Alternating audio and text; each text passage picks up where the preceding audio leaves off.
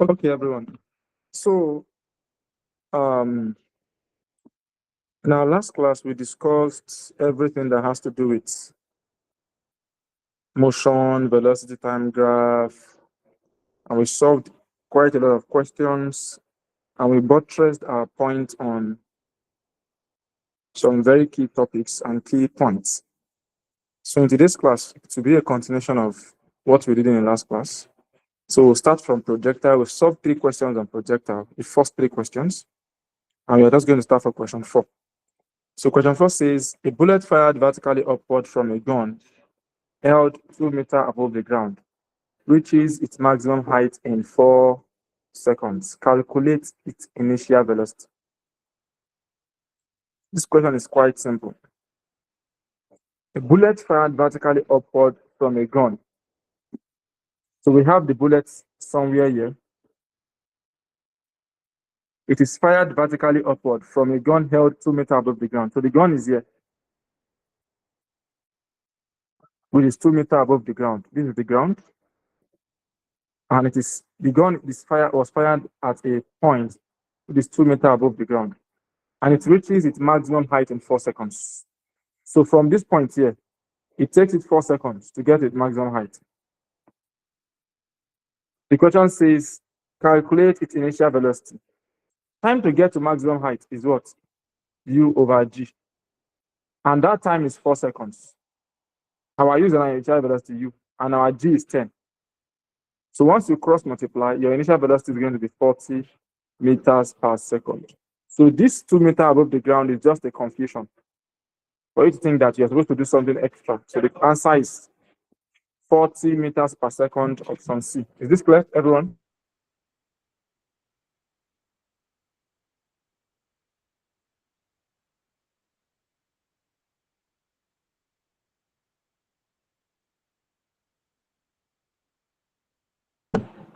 So it is possible that, you remember I gave you guys this formula, time to get to maximum height is U over G. Maximum height itself is U squared over 2G. So the question says time to get to maximum height. That's why I'm using this formula, because it was fired upward. Do you understand? It was fired upward.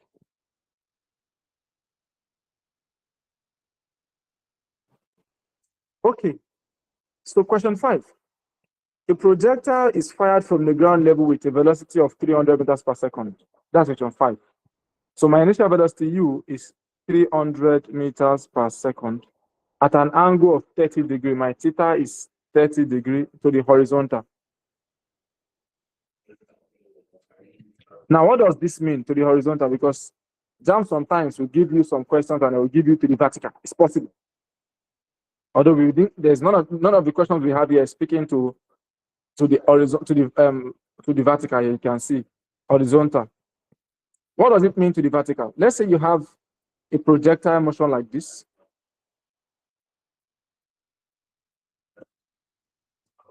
You have a projectile motion like this, and the object is projected upward. So 30 degrees to the horizontal means this point. 30 degrees to the vertical is different from 30 degrees to the horizontal.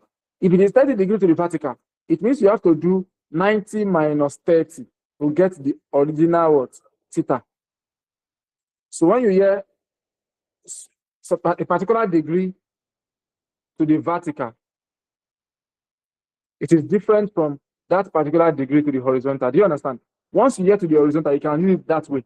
But once you get a particular degree to the vertical, it means that you have to remove whatever you have from 90 degrees to get the value. So during a football match, a player kicks the ball at an angle 30 degrees to the horizontal with an initial velocity of, question 5.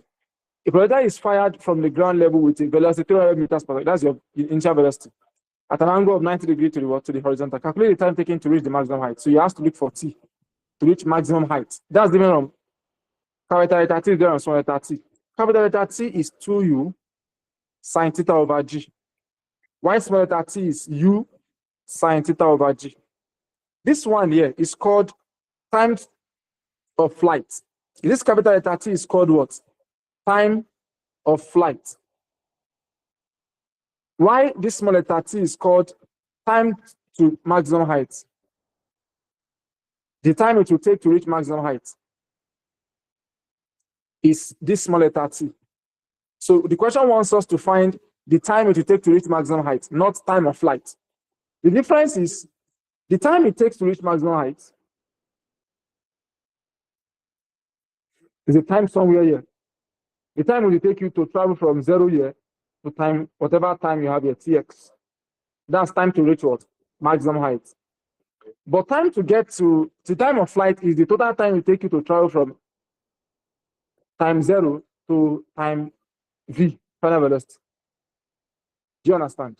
So the two things are different. And the formula for that is 300 times sine 30 over 10. Because we are not given g, so we can just take our g to be 10. 0 cancels 0, you have 30 times sine 30 is 0.5, don't forget, or 1 over 2. So 2 goes in 30, that's 15 seconds. So the time it will take to reach maximum height is going to be about 15 seconds. Is that clear?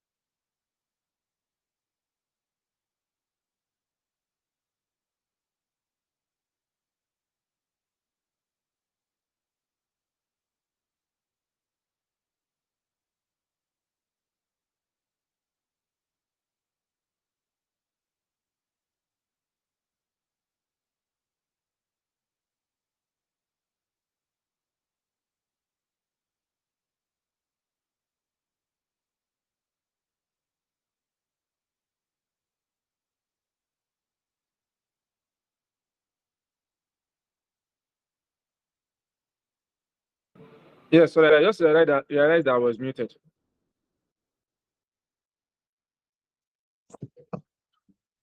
So for question 6, it says, during a football match, a player kicks the ball at an angle of 30. So the theta is 30 to the horizontal with an initial velocity of 30 meters per second. U is 30 meters per second. We have to calculate the maximum height. The formula for maximum height is u squared sine squared theta over 2g. What you need in this projectile is to know the formula. That's the most important thing under projectile. You must know the formula. So our height is going to be u squared 30 squared times sine square sine square 30 over 2 times 10. 30 squared is 900 times 0.5 squared over 20.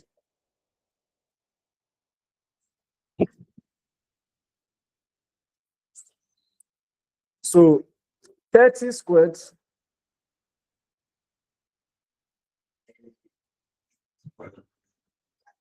times sine square 30 over 20. That's 900 times 0.5 squared over 20. So that's 900 times 0.25 over 20. 0, 0, 2, 90, 45. So you want to do 45 times 0.25. So let's do that. 45 times 0.25.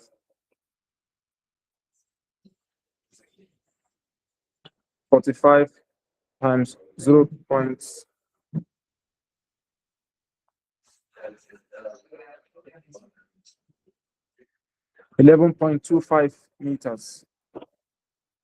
So our value here is 11.25 meters, which is option C. So we have just one question left to solve.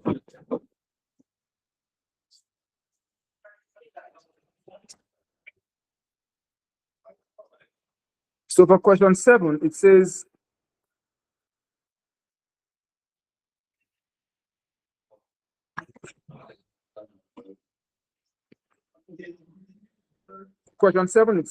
a gun with a muzzle velocity of 500 meters per second shoots a bullet at a bird 5 meters away. To hit the target, it should be the target. To hit the target, the gun should be aimed at. So yeah, what we have is our U. So this question is actually not a jam question. It was just a consolidated question. It was a proposed question. It's not a jam question. So when you see something like this year, jam already started CBT. So there's no way they could have gotten this question particularly. But nonetheless, let's stop. The velocity is 500 meters per second. And the distance, the range,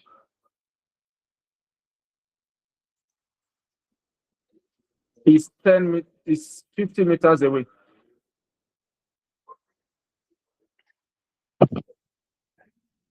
So I have a technical issue. My tab is overheating. So once it's overheat like this, that I need to like cool it or have a fan under it. It's really overheating. So that's why the tab keeps ending. So what I can do is, after this topic, the topic I want to move to is, I actually plan on doing 2 topics simultaneously. So we are going to pick one day for a different topic, and the remaining 2 days we are going to continue with motion. So I want to start electricity also. So I'm proposing that on Mondays and Wednesdays, I'm going to be doing motions with us, and on Saturday like this, I'm going to be doing electricity. So since we are already done with projectile, the next thing to talk about now is some very important aspect of motion, the simple part. Motion, and it's more like a theoretical part as well. So we have Newton's law of motion, the 3 laws of motion. We're going to talk about the application of those laws. We are going to talk about motion under gravity. We're going to talk about, motion under gravity. We're going to talk about collision theory. We're going to talk about motion of an object in a lift. And we're going to talk about friction. Then we are going to quickly move to how to resolve vectors. So let's quickly check all these things I've just said. How are they related to our syllabus? I remember sharing the syllabus with every one of you. I sent the syllabus to the group that we can know how far we have gone.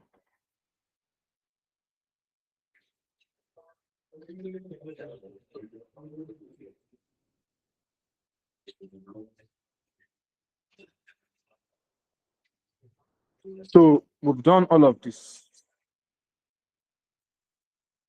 The only thing we've not done here is, so here we are now on Newton's law of motion. That's what I want to do now. Newton's law of motion. Those are the things I want to talk about now.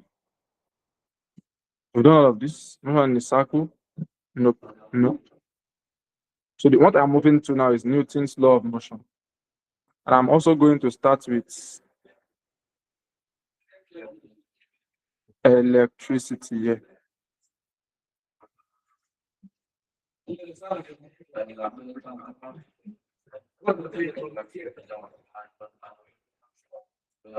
Electricity, electrostatics. I'm going to start from here. I'm going to move it down like that up until current electricity and all of that.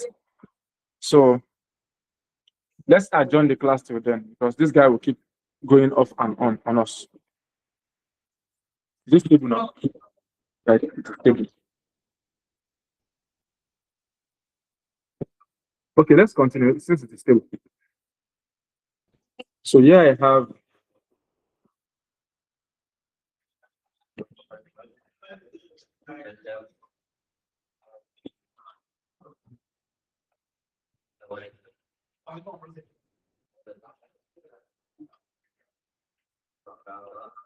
Okay. So I'll just make this class to talk about the theoretical part. So we have Newton's law of motion.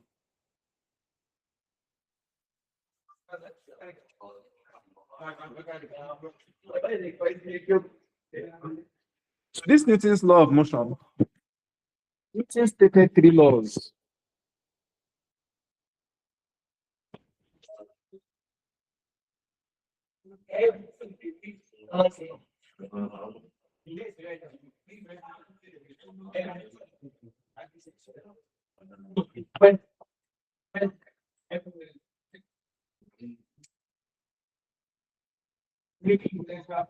So the first law of motion states that every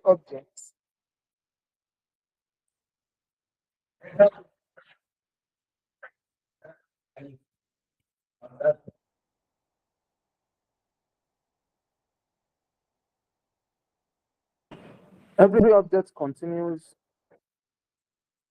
in a state of rest or uniform motion in a straight line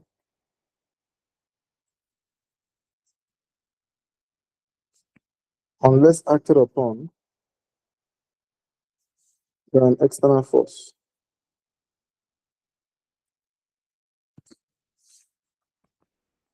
The second law states that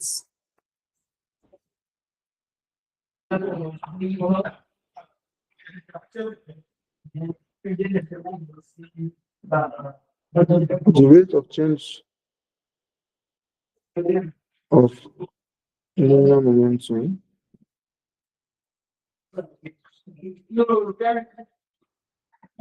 is directly proportional to the force applied. It takes place in the direction of the force. The third law states that action and reaction are equal and opposite. You can hear me? Can you hear me? Good. So these are the three laws stated by Newton. So Newton's first law states that every object continues in a state of rest, or every object continues in a uniform motion in a straight line, unless acted upon by an external force. So I'll start with all the points that you're supposed to note. You can't see it. Is it my handwriting, or is it that you can't see my screen? Which of the two? Is it my handwriting? Right. It's my handwriting. Oh, no, I just manage it. Just manage it. It's my handwriting. Just manage it. But if it is that you cannot see my screen, then it will be probably, or it will be my handwriting. Or another thing you can do is, I think most of you guys don't realize that you can also zoom in. Zoom in. Just pinch your screen. Pinch it towards you. It becomes clearer. And even you can use this landscape mode instead of the portrait. You can bend your phone so you can use landscape and you can pinch your screen and zoom it in. So it becomes even larger. You read that way. So Newton's first law. Don't worry, I'll write more clearly now.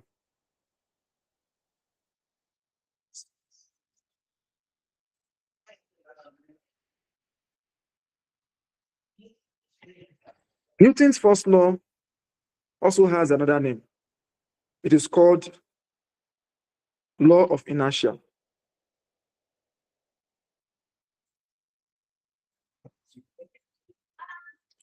What is the meaning of inertia? We are going to get there. Let's start by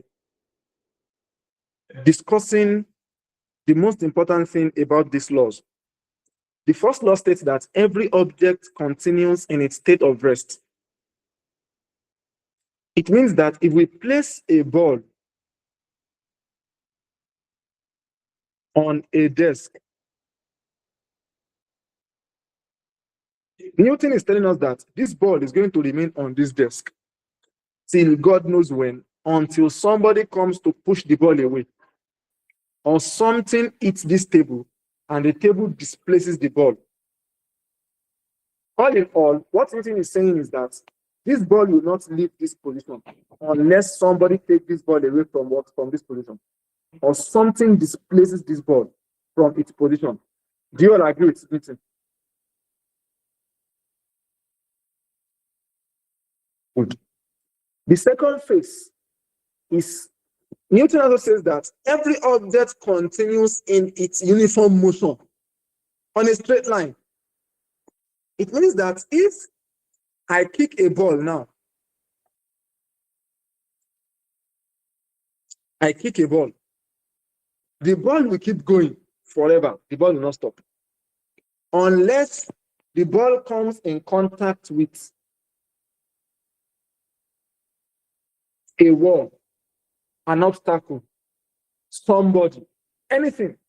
But all things being equal, if you kick a ball, the ball will keep going, provided there's no obstacle that stops the motion of the ball. Do you all agree with this as well?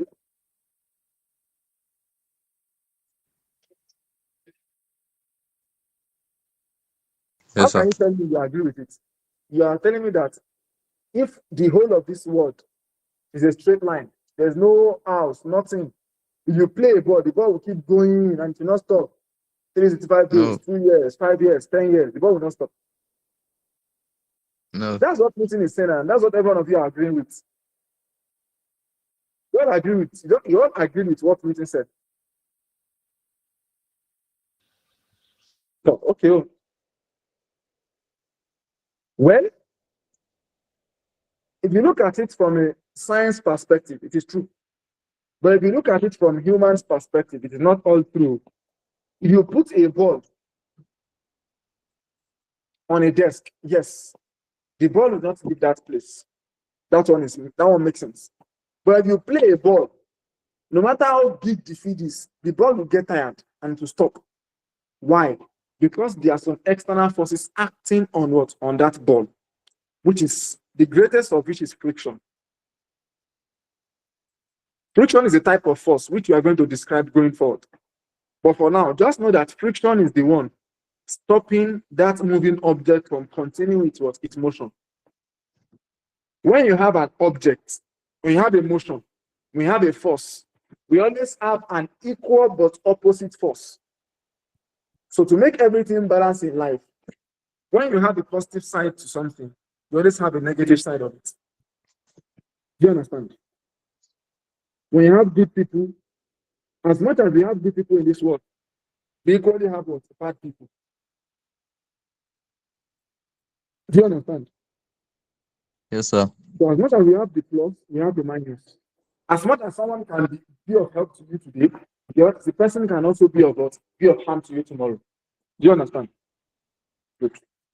Now, that being said, now let's come to a more theoretical part of Newton's first law of motion. Have you guys ever observed that when you are in a car,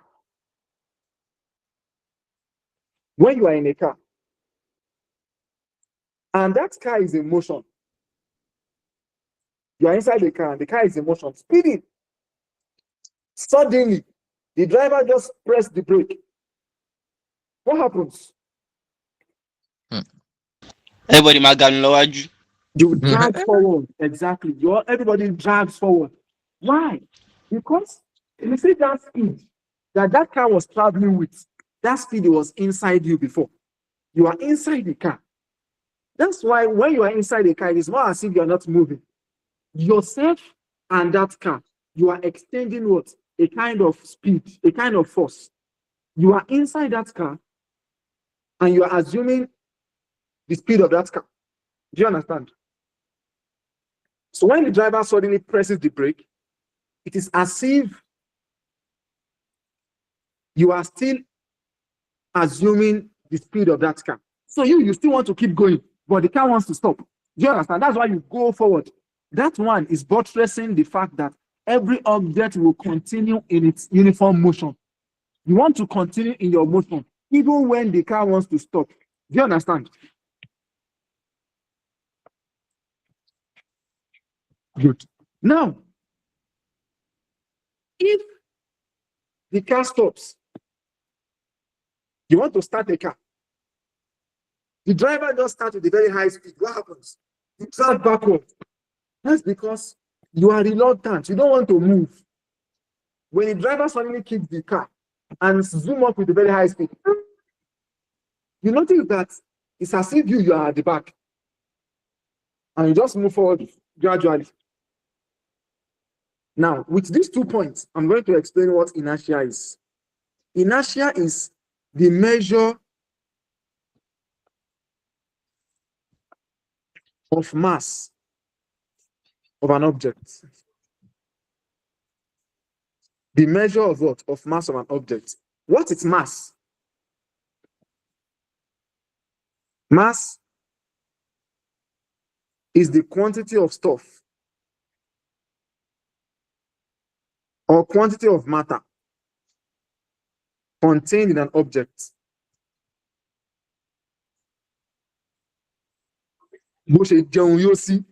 The quantity of stuff or the quantity of matter contained in an object. Someone that has a mass of 40 kilograms is different from someone that has a mass of 80 kilograms. This one chop better past this one. This 80 kilogram man has more mass than this one. This 80 kilogram man has more inertia. Inertia is the tendency of an object, the reluctance of an object to want to start motion when it has rest. When this ball is in motion, it is reluctant to start motion. That's why it is not moving. It is reluctant. Now, how reluctant an object is going to be how massive, how heavy that object is. This 80 kilogram, it has more reluctance compared to 40 kilogram. For example, take a truck of petrol and a bicycle. Which of these two guys has more inertia? Truck. Because the truck has more stuff in it. If I ask you to push the truck of petrol for $1,000, my dear, you cannot push it. Don't stress yourself and say, you are taking money, I'll push it. You cannot push it. For $1,000, you cannot push it. Don't worry, I will not try you. But you know that you cannot push it. For 1,000, that's 1.3 million. You cannot push it for $1,000. So don't even start to think of pushing it. That is because the truck has what? It has inertia. That is why someone that got hit by a trailer, the chance of survival is very, very small compared to someone that gets hit by a bicycle. The chance of survival of a bicycle is high if you get hit by a bicycle. Do you understand? So when we say inertia, it is the measure of mass. The measure of what? Mass. So inertia is the reluctance of an object to want to start motion. If it is not in motion, it is reluctant to start. Just the way you are sluggish when you wake up in the morning. That way you are sluggish when your parents ask you to go and pray or to go and brush your teeth or prepare for school and all of those things. The way you struggle, you drag your feet and all of that, that is inertia. Now, when that object is now in motion, it also has reluctance to stop. So reluctance is in when you want to start and when you want to stop. An object can also have reluctance when it wants to stop motion. Compare a truck and a bicycle. When a truck is moving, which one is it easy for you to stop? And when a bicycle is moving, is it easy for you to stop a truck or stop a bicycle? Don't you observe that anywhere a truck, A bicycle.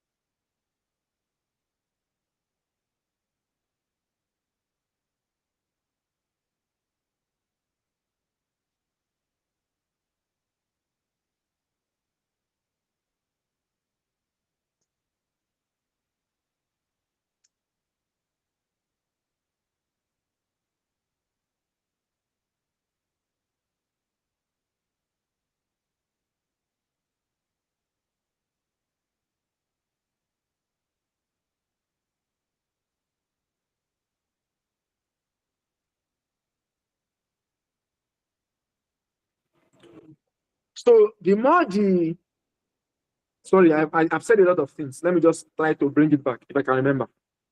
So I was talking about a truck and a bicycle. Did you guys not observe that a truck, anywhere it got damaged, that is the exact same place you have to repair it. If the truck back is not on to shape.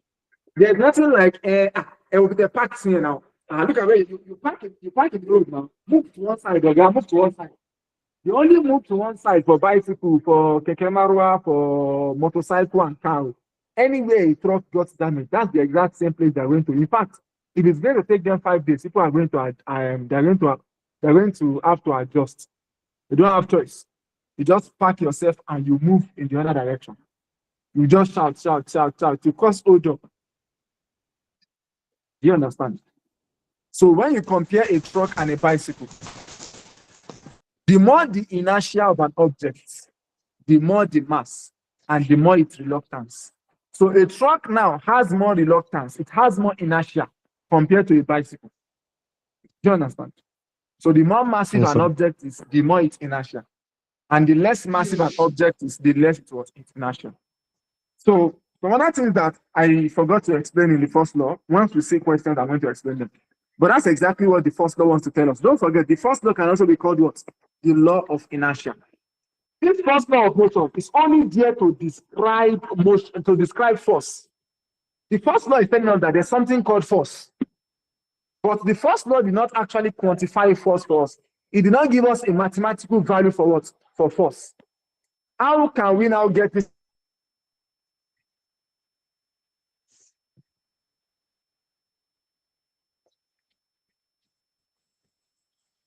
We need to come to the second law clearly. Excellent. Now the second law. Yes, sir. The second law states that the rate of change of momentum is directly proportional to the force applied and takes place in the direction of what? Of the force. Funnily enough, the place I'm taking the class now is not, I'm not even at home. I'm somewhere far from home. So I just need to quickly juxtapose and put the classes together. I don't have any material with me at the moment.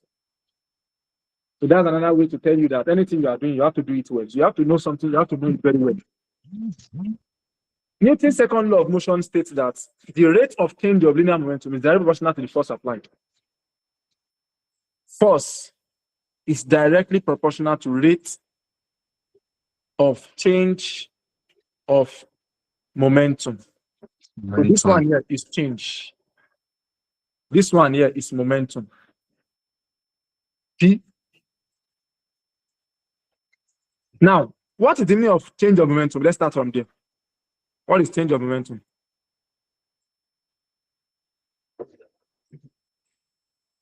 Change of momentum is, don't forget, like when we discussed about change in acceleration, it is final acceleration minus initial acceleration. The same thing here. Change in momentum is final momentum minus initial momentum.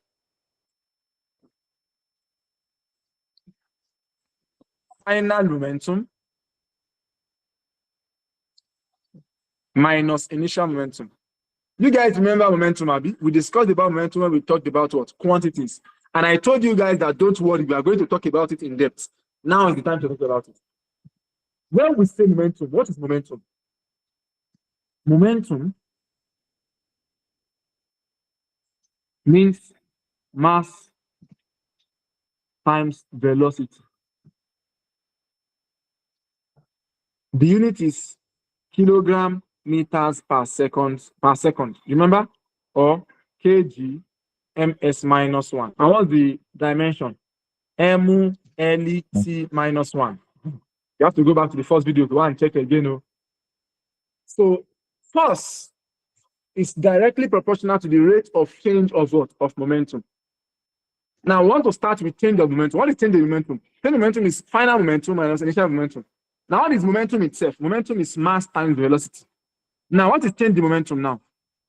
Change in momentum will be final momentum, which is mass times final velocity, minus initial momentum, mass times initial velocity. So change in momentum is mv minus mu. This is the formula. When you say change in momentum, this is what you mean. When you say momentum, it means mass times velocity. But when you say change in momentum, it's different. Don't forget. Now, force is direct proportional to the rate of, when we say rate, we mean that thing over time. Is that clear?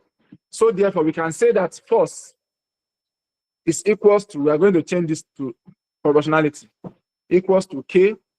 Then change in momentum is mv minus mu over t. Now, we always assume that our K is 1. So we have F is equals to mv minus mu over t. So we have F to be equals to, let's bring out the m. So we have v minus u over t.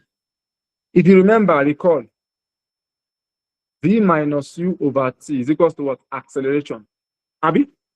So we have our F to be equals to what? ma. And this is the exact formula that we are trying to prove. This second law, now it gives us a mathematical value for force as the what? The product of mass and what? And acceleration. Force as the product of what? Of mass and what? And acceleration. So when we say force, what is force?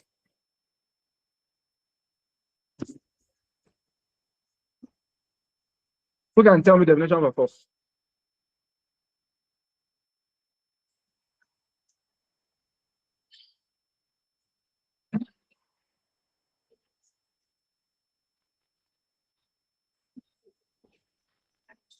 Idea. Force.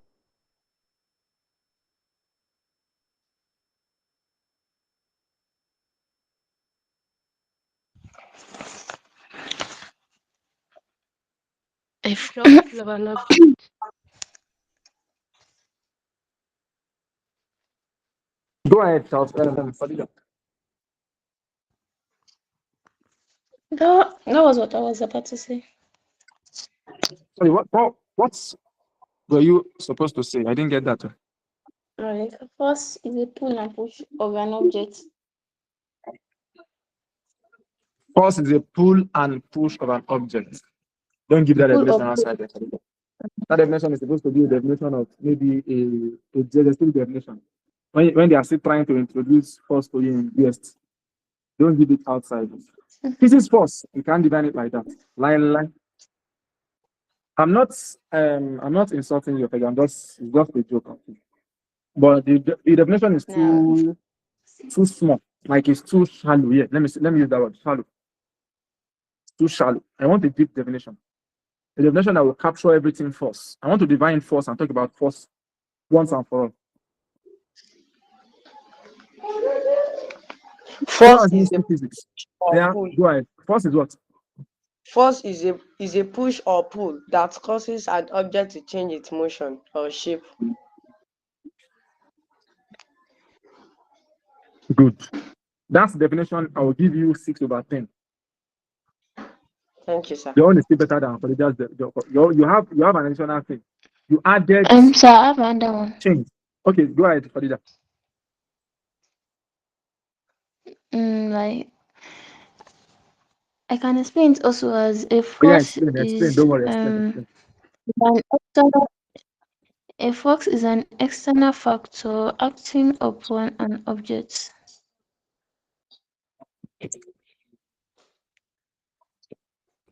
Okay. When we say force, the first thing that will come to your mind is actually push and pull. Yes.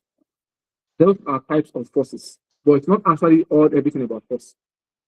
So force is an agent of change. This was the additional thing that who is that again? Was it Ibrahim? So he had this additional thing to his own. Agent of change. It causes change or tends to cause change in the motion of an object. That is force. Anything that wants to cause what? A change in the motion of an object. That is force. So we have different types of force. Because this force itself can be categorized into two. We have the contact force and the, what's the second one? Contact force and Force the Non-contact. force, the field force. Yes, force. field force, that's the word. Field force. Contact force and the field force. When we say contact force, that agent that wants to cause a change, and what you want to cause a change in, they will be in contact. They will touch each other. For example, have you ever been to a mall whereby they are going to write push or pull at the door? Push or pull. Yes, sir. Uh-huh. Adaya Abdullah, Ede people. There's no mall in Ede. Sorry. Adaya Abdullah, can you hear me? Or are you giving me thumbs up because you cannot hear me? Or what? But because you have not been to a mall. So when you go to a mall, you are going to see, not all malls actually, but some malls you see push and pull. When you pull something, you need to draw it to yourself. Draw in. When you push, you draw out. So somebody will see pull and will be pushing. You already know that those kind of people, they don't need to go out. They will see pull, they will be pushing. Or they will see push, they will be pulling. You can see people inside will just be laughing at you. Yeah. Or maybe you want to enter the elevator now, you now remove your slippers before you enter the elevator. People used to greet. So the contact force, you have to touch. That's contact force. There must be a contact, there must be contact. Example is friction. Friction is a force that opposes motion. It wants to stop motion. It wants the object to stop. So if friction is going to stop motion, that means that that object that is in motion must be in contact with what? With the friction agent. You understand? And the likes. So these push and pull force are also examples of contact force. Now, when we say field force, these forces, they have to do with what? Influence of some physical agencies, which are three: gravity, electricity, and magnetism. This one, you don't need any contact before it will happen. You just feel the effect. For example, gravity. When you throw something up and that thing comes down, it never does not. Are you going to see gravity touching that object that is coming down? No. You just feel the effect of gravity. Likewise, electricity. When you see a wire, a naked wire, you cannot tell that there's current inside the wire or not, until you touch it. When you touch it and it throws you from Ibadan to Lagos, that's when you know that, you know what I'm doing. There is presence of current. That is the effect of electricity. The same thing magnetic. Before you can know if a substance or a material is magnetic, you have to bring a magnet close to that material. Once it attracts it, then it has a magnetic property. So these three guys are field force. We experience the effect in what? In space. Do you understand? Yes, sir. So it's a region in space where the effects of some physical agencies are what are experienced. Gravity, electricity, and what are magnetism. Do you understand? Yes, sir. So when we keep talking, we can't exhaust to talk about force. Because one of the basic things physics wants to study is force. When we define physics, we say physics is a quantitative science that studies the creation of matter, as well as its structure, relative to some physical agencies like what? Force, energy, and what? Other physical what? You can see force. Force is there. In fact, the most important thing in physics is what? Is force. Very, very important. Very, very important. The unit of force is Newton. You remember? After the man that gave us the law, Newton. So the unit of force is what? Is Newton.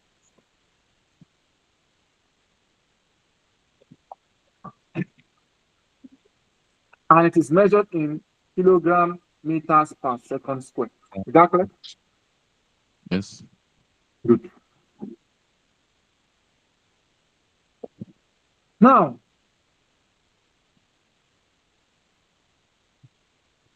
let's quickly talk about two guys, momentum and impulse.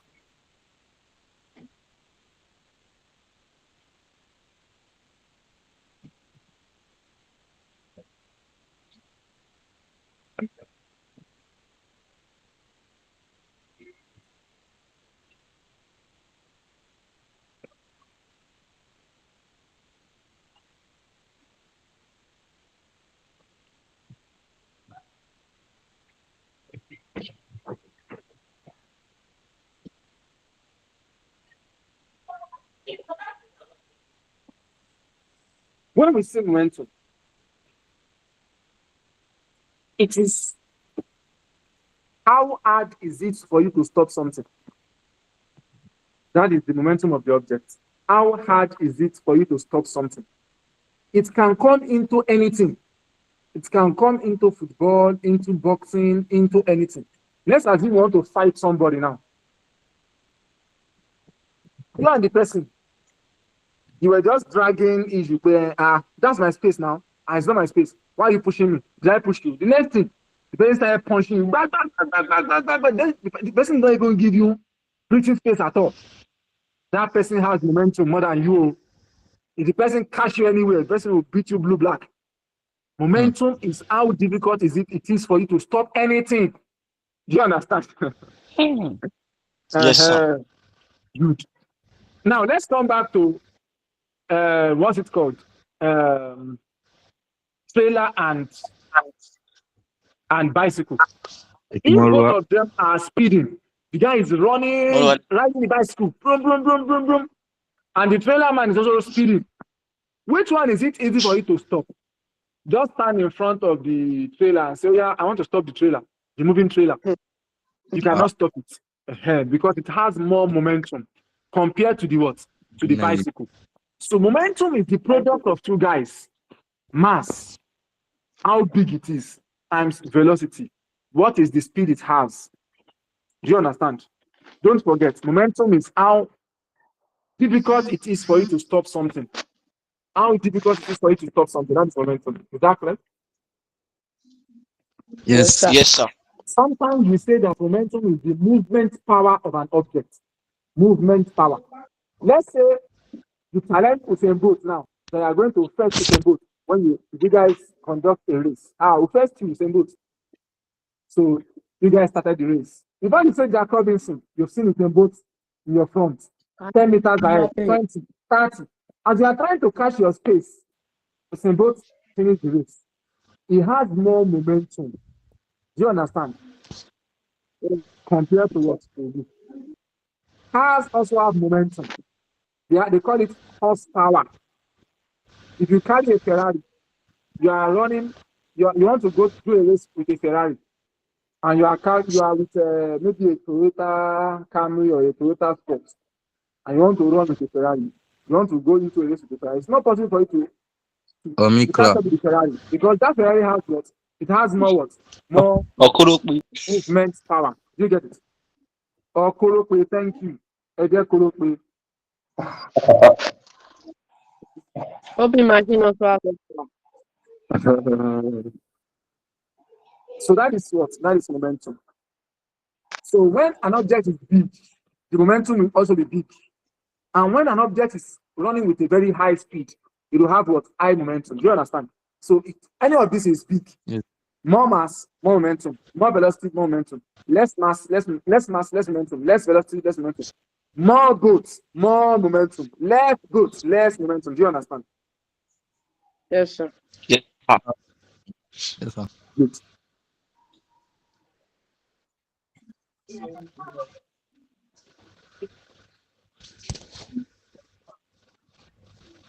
When we say impulse, on the other hand,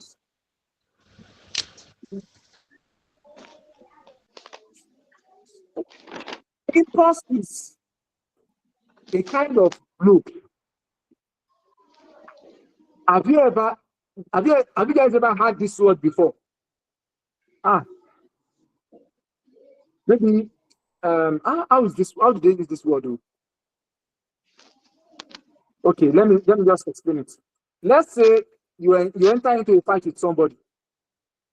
You know secondary school fights now. You know there are always many whining. People will be whining you. You can beat him. Hold up, hold up. You that you cannot fight. You now feel like you- your friend will start whining you.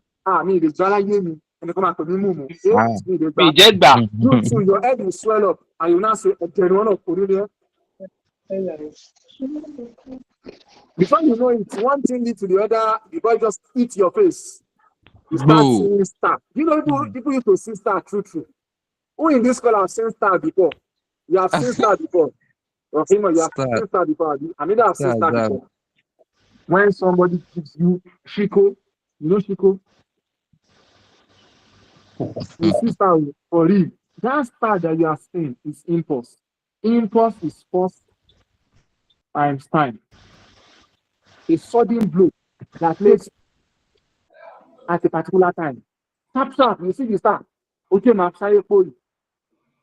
It will first blow. Yes. Would you have my you. blow? Everything my Thank blow. you. Everywhere Let's blow. assume that you are running. You don't know. What a monologue. Just go and hit your eyes on the wall. You first sit down. People will be talking. You don't hear anything. You don't hear anything. Your eyes will first blow. It will blow. Would you have That is my your other room? But I don't know that one. So impulse is the first applied over time. The first applied over time. And I already explained to you guys that these two quantities are the same in units. Unit of impulse is Newton seconds or kilogram meter per Per second. second. If you don't know why or how, go to the first video we made and go and watch it. The first or second video, yes, I think so. So if these two things are very clear to us, then we can quickly talk about two things that are very important. Conservation of momentum.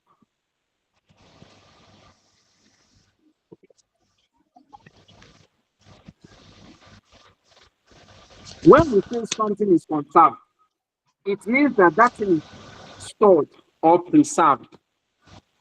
Conservation of momentum. Before we talk about conservation of momentum, let's talk about Newton's third law. The third law states that action and reaction are equal and opposite.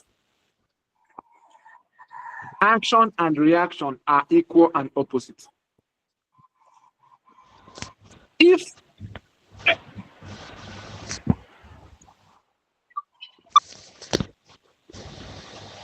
I hit somebody now, let's say I hit somebody, or let's say I hit, now it's even too long. Let's say I beat someone now with a cane. That person is going to feel pain. But let me bet you with something.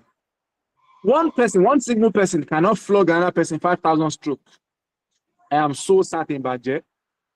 5,000 strokes. Say, I am very powerful. I can beat. No problem. Go and beat 5,000 strokes. Just beat the air. Use your hand and beat the air. 1, 2, 3. Or go to a palm fruit tree, Igi Agbon, and start beating the Igi Agbon. 5,000 strokes. The second day, come and tell me what will happen to your hand. You will feel ache around your shoulder and your wrist. That is because action and reaction are equal and opposite. As much as you are using a lot of force to beat somebody, that person is feeling the pain. You would also feel the pain in your body. If I beat you now, if I give you blow now, you are going to feel the blow, relative to how much force, how much I swing my hand to the back. You now roll your hand. Now give me. That person that rolled the hand from the back will also feel the pain around his what? Around his fingers. Will also feel the blow. Do you understand? Okay. There are people Yes, that sir. are trained to give hard blows, like Anthony Joshua. Those ones. That's what they are training for. I'm not talking about those ones or Tyson or Mayweather. Muhammad Ali or Mayweather. Not those ones. Normal people like us like this. If you want to know, go and blow the wall. Go and blow the wall. You will feel the pain. That pain you are feeling is equal to how much force you hit the wall with. If you hit the wall with a small force, you feel the force relatively small.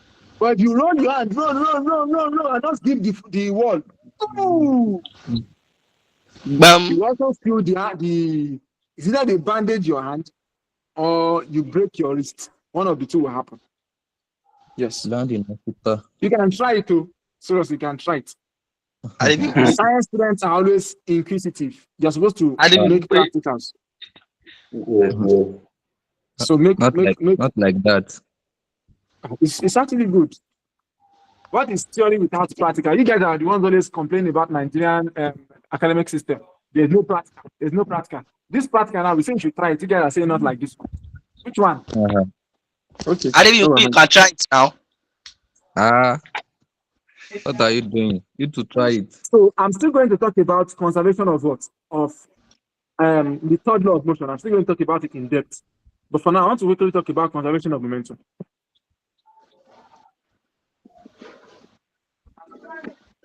There's something called collision.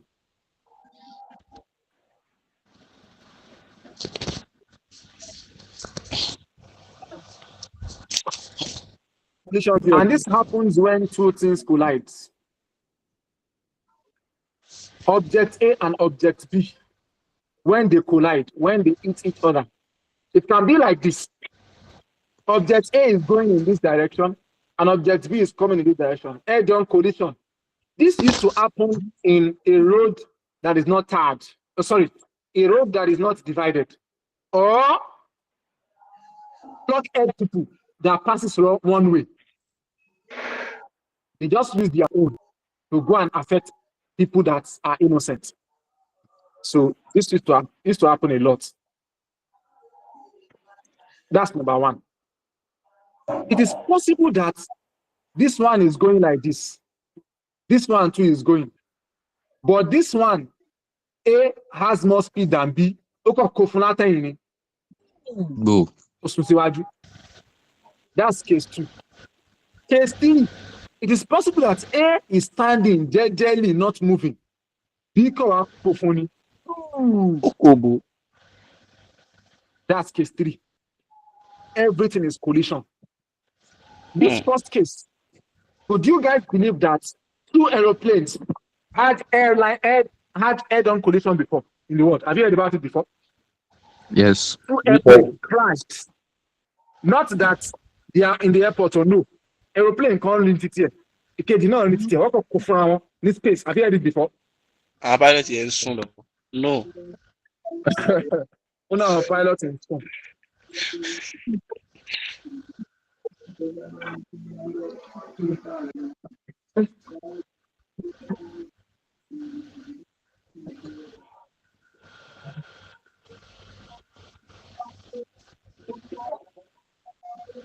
That's happened before.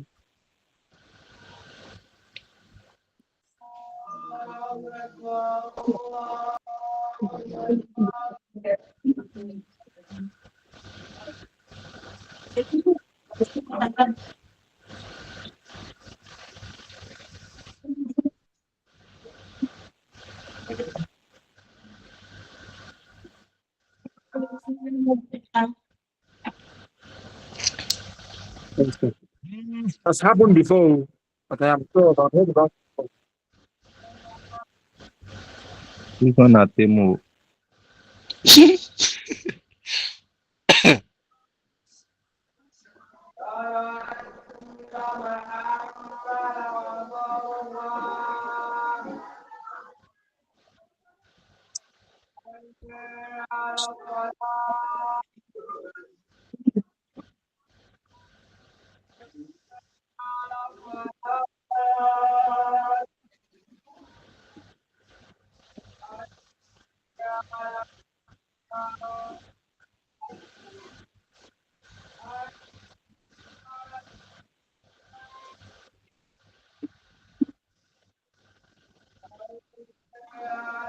Okay.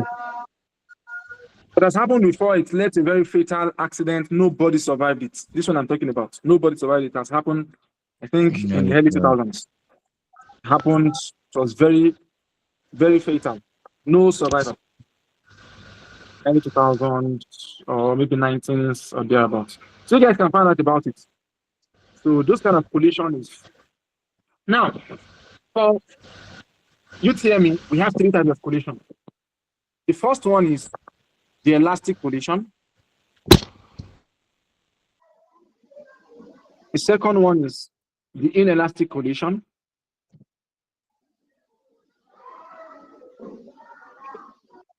And the third one is hypercollision. Now, when we say conservation of momentum, it means that the total momentum before collision is equal to the total momentum after collision. That's the meaning of conservation of momentum. When I say conservation of momentum, total momentum before collision is equal to total momentum after collision. This is the meaning of conservation of momentum. Do you understand? Total momentum before collision is equal to the total momentum after collision. Now let's come to these 3 types of collision and let's describe. I only describe these first 2, and I'll start with the third one in the next class. Elastic collision. In elastic collision, object A collides with object B. After collision, they separate and move with different velocity.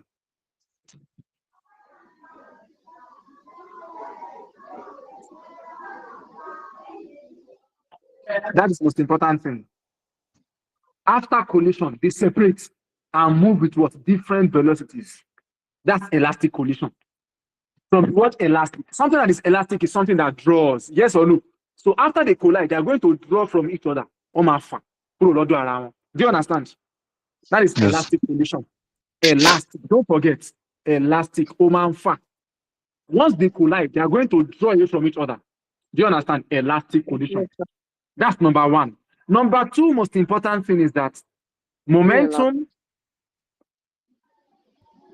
and kinetic energy are conserved. What does this mean? I will talk about it in the next class. Inelastic collision. When we say inelastic, in this case, A and B collide again. But when they collide, they coalesce. Spelling of coalesce. They join together. They stick together. Let's do stick. They stick together and move with a common velocity. This one, once they hit each other, they stick together and move with what? Common velocity. A very good example. A car is on a railway, on a rail track. The car had an head-on collision with a train. What will happen? Will the car hit the train and the train will go back? The car will also go back? No. The train is going to keep pushing. The train will keep on pushing the car. They are going to stick together and the train is going to push the car. Keep pushing it, pushing it, pushing it. Till the train can push it away from its what? From its track. Do you understand? That's an example of inelastic collision. After collision, they are going to stick together and move with what? With a common velocity. Is that clear? Yes, The sir. second point is that momentum only is conserved. Momentum only. Why kinetic energy is not conserved. Do you understand? Yes, sir. So I'm going to draw the curtain here today, and we are going to continue from here in the next class. Like I said, in the next 2 classes, it's going to be continuation of this. We are going to solve questions, talk about some very theoretical things.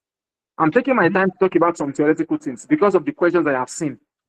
So those questions are speaking towards everything I've explained here, almost everything. And some other things that I'm unable to explain. Once we see questions, I'm going to buttress more on them. Do you understand? And on Saturdays, we'll start electricity. Is that clear? Yes. Thank you so much, guys. Sir, you said you are going to drop video yesterday.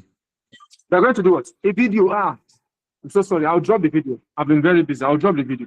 I almost Okay. did not even hold this class today. I almost would not hold this class, but I just decided to hold the class because of the number of classes we need already. I'll drop the video. Jazakumullah I khairan. need to start preparing. There's going to Jazakallah. be a test at the end of this month. There's going to be a test. And you guys are already When? saying that the tests are not, they are not split. Yeah, I think that we are already explaining to you guys already.